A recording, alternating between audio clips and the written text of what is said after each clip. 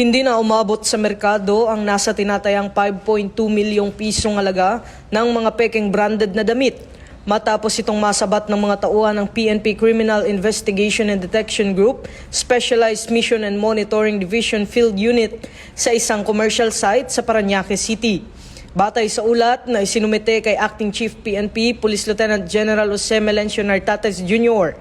nagsagawa ng bypass operation ang mga operatiba ng CIDG kasama ang kinatawan mula sa Department of Trade and Industry bandang alas 12:15 ng hapon nitong 18 ng Disyembre sa Barangay San Dionisio, Parañaque City.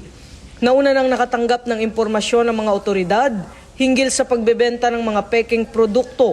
Sa ikinasang operasyon nasamsam ang 386 bundles ng pekeng Shein products habang 7 suspect na pawang mga Pilipino ang naaresto. Isa sa ilalim sa inquest proceedings ang mga suspect sa Parañaque City Prosecutor's Office at haharap sa reklamong paglabag sa Republic Act 3883, Republic Act 8293 o Intellectual Property Code at Republic Act 10175 o Cybercrime Prevention Act of 2012. Ito ang bagong PNP para sa bagong Pilipinas. Serbisyong mabilis, tapat at nararamdaman.